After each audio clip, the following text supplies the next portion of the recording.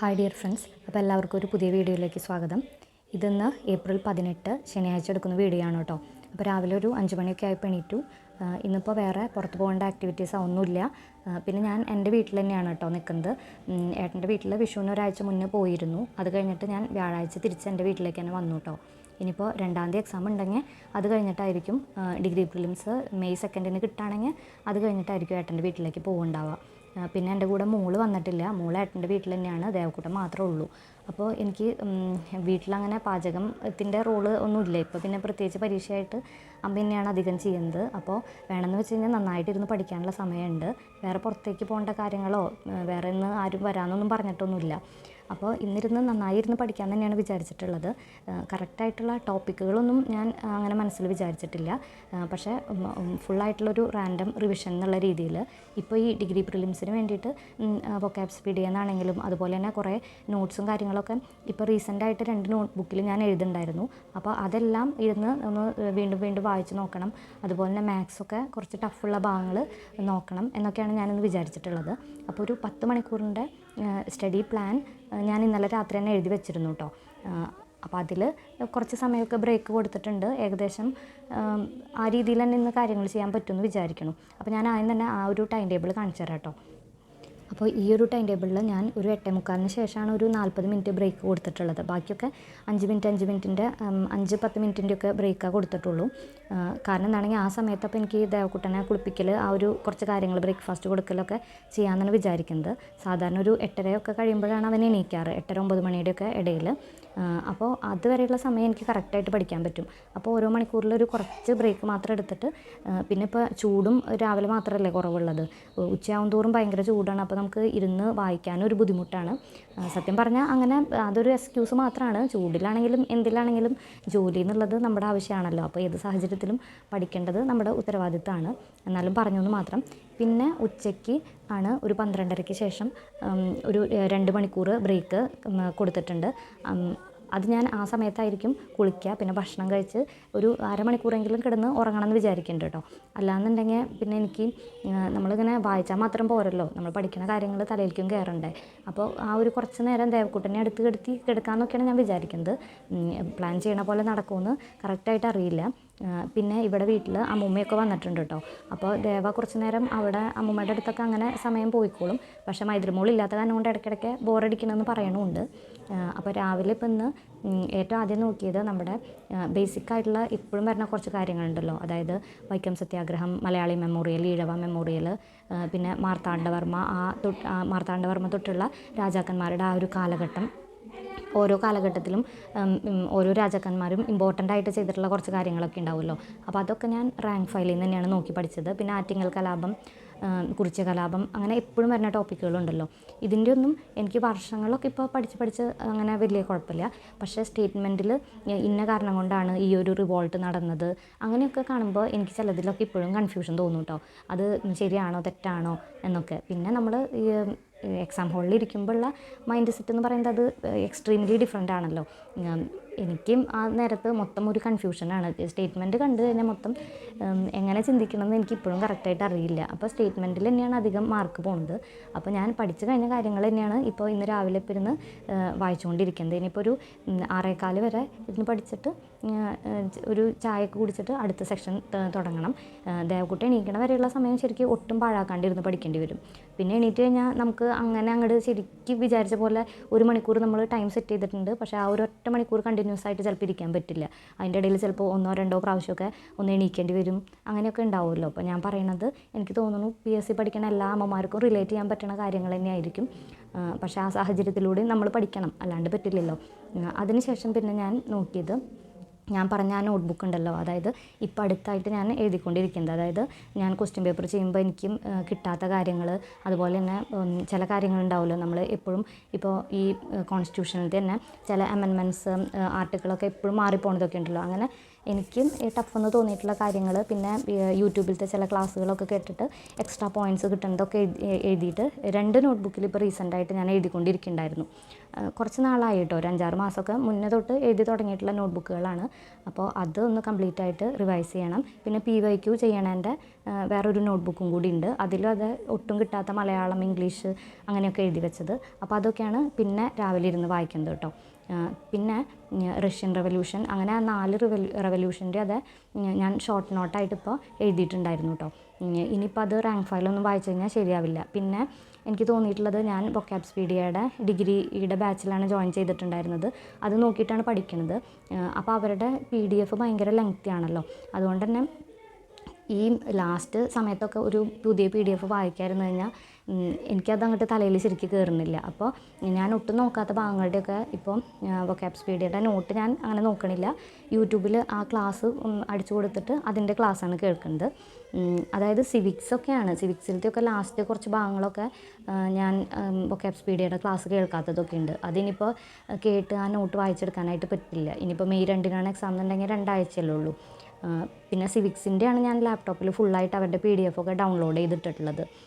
എൻ്റെ വീട്ടിൽ നെറ്റില്ലാത്തതുകൊണ്ട് എനിക്ക് ലാപ്ടോപ്പിൽ നിന്ന് എപ്പോഴും അങ്ങനെ ടോപ്പിക്കുകൾ കിട്ടില്ല. അപ്പോൾ ഞാൻ സിവിക്സിൻ്റെ ടോപ്പിക്ക് മുഴുവൻ PDF എൻ്റെ ലാപ്ടോപ്പിൽ ഡൗൺലോഡ് ചെയ്തിട്ടിട്ടുണ്ട്. അപ്പോൾ ആവശ്യത്തിന് തുറന്ന് വായിക്കാമല്ലോ. ബാക്കിയുള്ളതൊക്കെ റാങ്ക് ഫയലും പിന്നെ ഞാൻ എഴുതിയിട്ടുള്ള നോട്ട് ഒക്കെ വെച്ചിട്ടാണ് പഠിക്കുന്നത്. ഞാനപ്പോൾ ഈ ടൈം ടേബിൾ സെറ്റ് ചെയ്തതിൽ 11 മണിക്കൂറിൻ്റെ സ്റ്റഡി പ്ലാൻ, ആ ഒരു ടൈം ടേബിളാണ് സെറ്റ് ചെയ്തിട്ടുള്ളത്. അപ്പോൾ നമുക്ക് എങ്ങനെയൊക്കെ നമ്മളൊന്ന് ബ്രേക്ക് എടുക്കുകയാണെങ്കിലും അതൊരു 10 മണിക്കൂറിലേക്കൊക്കെ എത്തിക്കാൻ പറ്റും തന്നെയാണ് വിചാരിച്ചിട്ടുള്ളത്. പിന്നെ നമ്മൾ നമ്മുടെ സ്വന്തം വീട്ടിൽ നിന്ന് മാറി ഒരു ഫാമിലി ലൈഫൊക്കെ ആയിട്ട് പഠിക്കുമ്പോൾ നമുക്ക് വീട്ടിൽ തിരിച്ച് വന്ന് നിന്നിട്ട് പഠിക്കേണ്ടി വരുമ്പോൾ ശരിക്കും കുറേയും കൂടി റിലാക്സ്ഡ് ആയിട്ട് പഠിക്കാൻ പറ്റും. കാരണം എന്താണെങ്കിൽ നമ്മൾ വേറൊരു ഫാമിലിയിലാവുമ്പോൾ നമ്മൾ തന്നെ അവിടുത്തെ പാചകം, കുറേ കുട്ടികളുടെ കാര്യങ്ങളൊക്കെ നോക്കണമല്ലോ. ഇപ്പോൾ എനിക്ക് എൻ്റെ വീട്ടിൽ വന്ന് നിന്നാൽ അമ്മയുണ്ട്. പിന്നെ പണികൾ അത്ര അധികമൊന്നുമില്ല. പിന്നെ മോൻ്റെ കാര്യങ്ങളാണെങ്കിലും കുറേയൊക്കെ അമ്മയൊക്കെ നോക്കിക്കോളും. മൊത്തത്തിലൊരു പാചകം ഒഴിവാകുമ്പോൾ തന്നെ കുറേ സമയം ലാഭിച്ച പോലെയാണ്. അപ്പോൾ 10 മണിക്കൂറൊക്കെ ശരിക്കും പറയുകയാണെങ്കിൽ നന്നായൊരു ഹാർഡ് വർക്കിംഗ് ആയിട്ടുള്ള ഒരാളാണെങ്കിൽ ശരിക്കും പഠിക്കാനായിട്ട് പറ്റും. അപ്പോൾ ഈ 2 ആഴ്ചയിൽ എല്ലാ ദിവസവും 10 മണിക്കൂർ എന്നല്ല, പക്ഷേ ഒരുവിധം അത് നന്നായിരുന്നു പഠിക്കാൻ എന്നുള്ള രീതിയിലാണ് ഞാൻ എൻ്റെ വീട്ടിൽ നിൽക്കുന്നത് കേട്ടോ. അപ്പോൾ എക്സാം വരെ. പിന്നെ ഇപ്പോഴും ആലോചിക്കുമ്പോൾ ഒരു ടെൻഷനൊക്കെ ഉണ്ട്. ഇനിയിപ്പോൾ ഈ കഴിഞ്ഞ പ്രിലിംസ് ഒരു 2 മാർക്കിനൊക്കെയാണ് പോയത്. അപ്പോൾ അതുപോലെ തന്നെ ഇനി കിട്ടാണ്ടിരിക്കുമോ എന്നൊക്കെ ഒരു ചിന്തയൊക്കെ വരുന്നുണ്ട്. പക്ഷെ അധികം മനസ്സിനെ ആ ഒരു ചിന്തകളിലേക്കൊക്കെ വിടാണ്ടാണ് ഇപ്പോൾ പഠിച്ചുകൊണ്ടിരിക്കുന്നത്. അങ്ങനെ നമ്മൾ എന്തെങ്കിലുമൊക്കെ ആലോചിച്ചൊരു ടെൻഷൻ കയറി കഴിഞ്ഞാൽ നമ്മൾ പിന്നെ അങ്ങനെ തന്നെ ആലോചിച്ച് കുറേ സമയം പോവും. പിന്നെ അപ്പോഴത്തെ ആ ഒരു മൂഡ് തന്നെ ആകെ നഷ്ടപ്പെടും. ഞാൻ മൊത്തത്തിൽ കുറച്ച് ടെൻഷനൊക്കെ കൂടുതലുള്ള ഒരാളാണ് കേട്ടോ. ഒരു ചെറിയ കാര്യമൊക്കെ കിട്ടിക്കഴിഞ്ഞാലും ഞാനിങ്ങനെ അതിനെ ആലോചിച്ച് ആകെപ്പാടൊരു ടെൻഷനാക്കി കളയും. അപ്പോൾ എന്തായാലും പ്രിലിംസ് പാസ്സാവും, കിട്ടും എന്ന് തന്നെ ഞാനിങ്ങനെ എൻ്റെ മനസ്സിനെ തന്നെ പാകപ്പെടുത്തിക്കൊണ്ടിരിക്കുകയാണ്. അപ്പോൾ നിങ്ങളും പഠിക്കുമ്പോൾ കുറേ ആലോചിച്ച് ടെൻഷൻ അടിക്കാണ്ട് പഠിക്കാണ്ട് അതെന്തായാലും നമുക്ക് കിട്ടും എന്ന് തന്നെ വിചാരിച്ച് പഠിക്കുക. തളർന്നു പോകാണ്ട് നന്നായിട്ട് തന്നെ ഇരുന്ന് പഠിക്കാം. പിന്നെ ഒരു 8:30 കഴിഞ്ഞപ്പോൾ മോനെ എണീറ്റു. അപ്പോൾ കുറച്ച് നേരം അവൻ്റെ കൂടെയൊക്കെ സമയം സ്പെൻഡ് ചെയ്തിട്ടാണ് ഇനി അടുത്ത ഒരു സ്റ്റഡി സെക്ഷനിലേക്ക് കടക്കാനായിട്ട് പറ്റുള്ളൂ. ഇവിടെ ഇപ്പോൾ ഞാൻ എൻ്റെ വീട്ടിൽ വന്ന് നിൽക്കുമ്പോൾ ഞാൻ ബുക്കും കൊണ്ട് ഒട്ടും പുറത്തേക്കൊന്നും ഇറങ്ങില്ല കേട്ടോ. കാരണം എന്താണെങ്കിൽ എനിക്ക് ഭയങ്കര മടിയാണ്. അതായത് ഞാൻ ഈ ദേവക്കുട്ടനെ ഡെലിവറി കഴിഞ്ഞ് കിടക്കുന്ന സമയത്തൊക്കെ PSC നോക്കണുണ്ടായിരുന്നു. അപ്പം ഇപ്പം മോന് ശരിക്ക് 5 വയസ്സൊക്കെ കഴിഞ്ഞു, എന്നിട്ടും ജോലിയൊന്നും ആയിട്ടില്ല. അപ്പോൾ എനിക്ക് ഈ പഠിക്കണ കാര്യം ആരോടും പറയാനും അറിയിക്കാനും ഒക്കെ ഭയങ്കര മടിയാണ്. എല്ലാവരും ചോദിക്കുകയൊക്കെ ചെയ്യും, എന്തായി പഠനം, ജോലിയുടെ കാര്യം എന്തായി എന്നൊക്കെ. അതിന് പിന്നെ നമ്മൾ മറുപടി പറയാണ്ട് പറ്റില്ലല്ലോ. പക്ഷേ എനിക്ക് പറ്റിയൊരു മിസ്റ്റേക്ക് എന്ന് വെച്ചാൽ, ഞാൻ ആ ഡെലിവറി കഴിഞ്ഞപ്പോൾ നമ്മളൊരു 80-85 വരെ എൻ്റെ വീട്ടിലൊക്കെ തന്നെയായിരുന്നു. ആ സമയത്തൊക്കെ ഞാൻ കുറേശ്ശൊക്കെ ഇരുന്ന് വായിക്കുന്നുണ്ടായിരുന്നു. പക്ഷേ ഇവിടെ എൻ്റെ മോനും മോളും തമ്മിൽ 2 വയസ്സിൻ്റെ ഡിഫറൻസാണ്. അപ്പോൾ ഞാൻ പിന്നെ ഹസ്ബൻഡ് വീട്ടിലേക്ക് പോയിട്ട് പിന്നെ ഞാൻ അങ്ങോട്ട് ശരിക്കിരുന്നിട്ട് പഠിച്ചില്ല. പിന്നെ ഞാൻ ദേവക്കുട്ടനെ അംഗൻവാടിയിൽ വിട്ടതിന് ശേഷമാണ് പിന്നെ ഞാൻ പഠനം റീസ്റ്റാർട്ട് ചെയ്യണത്. അപ്പോൾ ആ ഒരു വലിയൊരു ഗ്യാപ്പ് എടുത്തതാണ് ഏറ്റവും മിസ്റ്റേക്ക് പറ്റിയതെന്ന് എനിക്കിപ്പോൾ തോന്നാറുണ്ട്. പക്ഷേ നമ്മളിങ്ങനെ പാസ്റ്റിനെ കുറിച്ച് ആലോചിച്ചിട്ട് കാര്യമില്ലല്ലോ. ആ സമയത്ത് എനിക്ക് അങ്ങനെ ചെയ്യാനാണ് തോന്നിയത്. പക്ഷേ ഇരട്ട കുട്ടികളൊക്കെ ആയിട്ട് അങ്ങനെയൊക്കെ ആയിട്ടും പഠിച്ച് ജോലി വാങ്ങിയവരൊക്കെ ഉണ്ട് കേട്ടോ. അതൊക്കെ ആലോചിക്കുമ്പോൾ ഞാൻ വെറുതെ എൻ്റെ ആ സമയം നഷ്ടപ്പെടുത്തി കളഞ്ഞ പോലെയൊക്കെ തോന്നാറുണ്ട്. ഞാനിങ്ങനെ പറഞ്ഞു വന്നപ്പോൾ ജസ്റ്റ് ഒരു ഫ്ലോയിൽ പറഞ്ഞു എന്നുള്ളൂ. പിന്നെ നിങ്ങളപ്പോൾ കുട്ടികളൊക്കെ ആയിട്ടുള്ള സ്റ്റേജിലാണെങ്കിലും വളരെ കുഞ്ഞൊക്കെ ആണെങ്കിലും അവർ സ്കൂളിലേക്കൊക്കെ പോകുമ്പോഴേക്കും പഠിച്ചൊരു ജോലിയൊക്കെ വാങ്ങാൻ പറ്റുകയാണെങ്കിൽ അത് നല്ലതാണ്. കുറച്ചധികം റിസ്ക് എടുക്കേണ്ടി വരും, എന്നാലും അത് വളരെ നല്ലൊരു കാര്യമായിരിക്കും അത്. പിന്നെ അവന് ചേച്ചി ഇല്ലാത്ത കാരണം കൊണ്ട് ഇവിടെ പിള്ളേരുകളൊന്നും കളിക്കാനും വന്നിട്ടില്ല. അപ്പോൾ അങ്ങനെ എന്നെ ഓരോ ഭാഗത്തേക്ക് ഇങ്ങനെ വിളിച്ച് പോയിക്കൊണ്ടിരിക്കുകയാണ്. അപ്പോൾ ഇറയത്ത് കുറച്ച് നേരമൊക്കെ ചെന്നിട്ട് കളിക്കുന്നുണ്ട്. പക്ഷേ ഞാനൊരു നോട്ട്ബുക്ക് എടുത്ത് വെച്ചിട്ടുണ്ട്, കുറേശ്ശൊക്കെ ഞാനും വായിക്കുന്നുണ്ട്. പിന്നെ അകത്തിരിക്കുമ്പോൾ തന്നെയാണ് നന്നായിരുന്നു പഠിക്കാനായിട്ട് പറ്റുള്ളൂ. ഇറയത്തിരുന്നൊക്കെ എനിക്ക് പഠിക്കാൻ ഞാൻ പറഞ്ഞല്ലോ ഓൾറെഡി മടിയാണ് ബുക്കും കൊണ്ട് പുറത്തേക്കൊക്കെ ഇറങ്ങാനായിട്ട്. വീടിൻ്റെ ഉള്ളിൽ തന്നെയാണ് അധികം ഇരുന്ന് പഠിക്കുന്നത്. അപ്പോൾ കുറച്ച് നേരം എൻ്റെ ആ നോട്ട്ബുക്ക് തന്നെയാണ്, ആ 2 നോട്ട്ബുക്ക് തന്നെയാണ് ഇന്ന് മെയിനായിട്ട് ഫോക്കസ് ചെയ്തിട്ടുള്ളത് കേട്ടോ. അതിലത്തൊക്കെ കുറേ കാര്യങ്ങൾ പഠിച്ച് തീർക്കണം എന്ന് വിചാരിച്ചിട്ട് ആ ബുക്കിലത്തെ കാര്യങ്ങളൊക്കെ തന്നെയാണ് ഇപ്പോഴും നോക്കിക്കൊണ്ടിരിക്കുന്നത്. പിന്നെ ഒരു 12:30 ആയപ്പോൾ പിന്നെ ഇനിയിപ്പോൾ എന്തായാലും ഒരു 3 മണിയൊക്കെ ആയിട്ടാണ് ഇനി പഠിച്ച് തുടങ്ങുള്ളൂ കേട്ടോ. എനിക്ക് കുളിച്ച് ഭക്ഷണമൊക്കെ കഴിക്കണം. അത് കഴിഞ്ഞിട്ട് കുറച്ച് നേരം ഒന്ന് ഉറങ്ങണം കേട്ടോ, അല്ലാന്നുണ്ടെങ്കിൽ എനിക്ക് പിന്നെ തലവേദനയൊക്കെ എടുത്ത് തുടങ്ങും. അപ്പോൾ ഒരു ചെറിയ ഒരു ഉറക്കമൊക്കെ ഉറങ്ങിയതിന് ശേഷം 3 മണി കഴിഞ്ഞിട്ടാണ് പിന്നെ വായിക്കുന്നത്. ഇപ്പോൾ ഈ പഠിക്കണതിൻ്റെ ഇടയിൽ ഇംഗ്ലീഷും മലയാളവും അതുപോലെ തന്നെ മാത്സും എല്ലാം വരുന്നുണ്ട് കേട്ടോ. മാത്സൊക്കെയാണ് ഇടയിൽ ഞാൻ ഒന്ന് എഴുതി നോക്കുന്നത്. പിന്നെ എനിക്ക് പഠിക്കുമ്പോൾ എല്ലാത്തിൻ്റെയും ഹെഡിങ് അതുപോലെ തന്നെ വർഷം അതൊക്കെ ഒന്ന് ഞാനെപ്പോഴും എൻ്റെ ഒരു റഫ് ബുക്കിൽ എഴുതി നോക്കാറുണ്ട് കേട്ടോ. അത് എന്തോ അങ്ങനെ പഠിച്ച് എനിക്ക് കുറച്ചും കൂടി മൈൻഡിൽ നിൽക്കാൻ അത് നല്ലതായിട്ട് തോന്നിയിട്ടുണ്ട്. ഇപ്പോൾ നമ്മൾ ആറ്റിങ്ങൽ കലാപം പഠിക്കുകയാണെങ്കിൽ അതിലത്തെ ഒരു 2 നേതാവിൻ്റെ പേരൊന്ന് വെറുതെ നമ്മൾ വായുകൊണ്ട് പറയണതിൻ്റെ ഒപ്പം ഒന്ന് എഴുതി നോക്കും. അതുപോലെ തന്നെ ഇയർ ഒന്ന് എഴുതി നോക്കും. പിന്നെ അതിൻ്റെ ഇടയിൽ മാത്സ് ചെയ്യണുണ്ട്. ഈ റാൻഡമായിട്ടുള്ള ക്വസ്റ്റ്യൻ പേപ്പേഴ്സ് ഒക്കെ ചെയ്തിട്ടുള്ള എൻ്റെ ഇമ്പോർട്ടൻറ്റ് ഭാഗങ്ങളൊക്കെ ആ നോട്ട്ബുക്കിൽ കിടക്കുന്നുണ്ട്. അപ്പോൾ ഇടയ്ക്ക് മാത്സ് നോക്കുന്നുണ്ട്.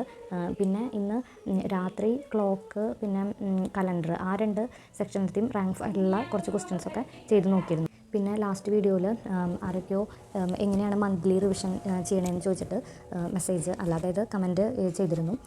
മന്ത്ലി റിവിഷൻ എന്ന് വെച്ചാൽ ഞാൻ എല്ലാ ദിവസവും പഠിക്കുന്നത് പിറ്റേ ദിവസവും വായിച്ച് നോക്കാറുണ്ട്. പിന്നെ ഒരാഴ്ചയൊക്കെ എത്തുമ്പോൾ പിന്നത്തെ ആഴ്ചയിൽ 2-3 ദിവസം ചിലപ്പോൾ ആ ആഴ്ചയിൽ പഠിച്ച കാര്യങ്ങൾ തന്നെയായിരിക്കും വീണ്ടും വീണ്ടും നോക്കുക. എന്നിട്ടായിരിക്കും ചിലപ്പോൾ പുതിയ ടോപ്പിക്കുകൾ എടുക്കുന്നുണ്ടാവുള്ളൂ.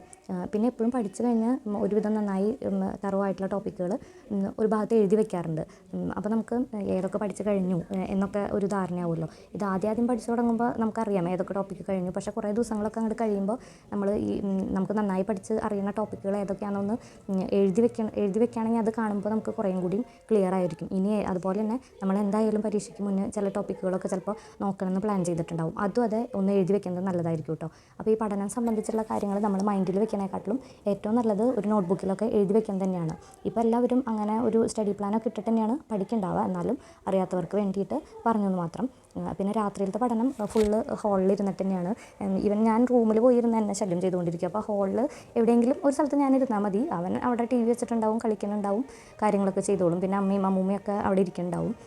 അപ്പോൾ അതുകൊണ്ടാണ് പിന്നെ ആ വീഡിയോ അങ്ങനെ കുറേ ആയിട്ട് ഞാൻ എടുക്കാത്തത്. രാത്രി ഇരുന്ന് മാത്സും ഞാൻ പറഞ്ഞല്ലോ കലണ്ടറും ക്ലോക്കിൻ്റെയാണ് റാങ്ക് ഫയലിലത്തെ കുറേ കാര്യങ്ങളൊക്കെ ചെയ്തത്. ക്ലോക്കിലത്തൊക്കെ ചില ക്വസ്റ്റ്യൻസ് കുറേ നാളായി ക്ലോക്കൊക്കെ പഠിച്ചു തുടങ്ങിയിട്ട്, പക്ഷേ ഇപ്പോഴും ചില ഡിഗ്രിയുടെ ഒക്കെ പാറ്റേണിലുള്ള ക്വസ്റ്റ്യൻസ് കാണുമ്പോൾ അത്രയും സ്പീഡിൽ ചിന്തിച്ച് ആൻസറിലേക്ക് എത്താൻ പറ്റില്ല. ചിലപ്പോൾ കുറച്ചധികം നേരം ആ ക്വസ്റ്റ്യനിൽ ഇരുന്ന് കഴിഞ്ഞാൽ ആൻസറൊക്കെ എത്തും. പക്ഷേ ഒന്ന് നല്ല സ്പീഡിൽ ചെയ്താൽ മാത്രമല്ലേ നമുക്ക് എക്സാമിന് കാര്യമുള്ളൂ. ആ ഒരു 1.5 മണിക്കൂറിൻ്റെ ഉള്ളിൽ എല്ലാം ചെയ്ത് തീർക്കണമല്ലോ. പിന്നെ ഇപ്പോൾ ഡിഗ്രി ലെവലിന് ഇപ്പോൾ മൻസൂർ സാറിൻ്റെയൊക്കെ ക്ലാസ്സൊക്കെ കേൾക്കുമ്പോൾ പറയുന്നത് ഒരു 60 വരെയൊക്കെയുള്ള മാർക്ക്, അതിനും കൂടുതലൊന്നും നമ്മൾ വെറുതെ കറക്കി കുത്തി ഉള്ള മാർക്ക് കളയല്ലേ എന്ന് തന്നെയാണ് എല്ലാ സാറുമാരൊക്കെ പറയുന്നത്. അപ്പോൾ മാത്സൊക്കെ പെട്ടെന്ന് ഒരു പ്രാവശ്യം ചില ക്വസ്റ്റ്യൻസ് കാണുമ്പോൾ ചിലപ്പോൾ കുറേ നേരം നമുക്കൊന്ന് ചിന്തിക്കേണ്ട ടൈപ്പായിരിക്കും. അപ്പോൾ അപ്പം തന്നെ സ്കിപ്പ് ചെയ്ത് അടുത്തേക്ക് കിടക്കുക. അല്ലാന്നുണ്ടെങ്കിൽ നമ്മുടെ സമയം ശരിക്കും അങ്ങനെ പോവും. അപ്പോൾ മന്ത്ലി റിവിഷൻ്റെ കാര്യം ഞാനപ്പോൾ ഓരോ ആഴ്ച കഴിയണത് പിന്നത്തെ ആഴ്ചയിൽ കുറച്ച് ദിവസം അതന്നെ വീണ്ടും പഠിക്കും. അങ്ങനെയൊക്കെ ആയിട്ടാണ് പോകുന്നത്. പിന്നെ ഒരു മന്ത് എത്തുമ്പോൾ ഈ നമ്മൾ പഠിച്ചു കഴിഞ്ഞ ടോപ്പിക്കുകൾ എഴുതി വെക്കുകയാണെങ്കിൽ നമുക്ക് വേണമെങ്കിൽ ഇടയ്ക്കിടയ്ക്ക് വീണ്ടും അത് ഓർമ്മയില്ലാത്തത് നോക്കാമല്ലോ. എന്തായാലും നോക്കേണ്ടി വരും. എന്നാൽ മാത്രമേ നമുക്ക് ഒരു 5-6 മാസം ഇതിനൊക്കെ ശേഷമായിരിക്കുമല്ലോ പിന്നത്തെ എക്സാം വരുന്നത്. അപ്പോൾ മന്ത്ലി റിവിഷന് വളരെയധികം പ്രാധാന്യം ഉണ്ട്. നമുക്ക് റിവിഷൻ ചെയ്യുന്നത് പഠിച്ച് തന്നെ വീണ്ടും വീണ്ടും പഠിക്കൽ ഒരു ബോറടിയാണ്. പക്ഷേ അങ്ങനെ പഠിച്ചാൽ തന്നെയാണ് നമുക്ക് കൺഫ്യൂഷൻ ഇല്ലാണ്ട് ഉത്തരം എഴുതാനായിട്ട് പറ്റുന്നുണ്ടാവുള്ളൂ.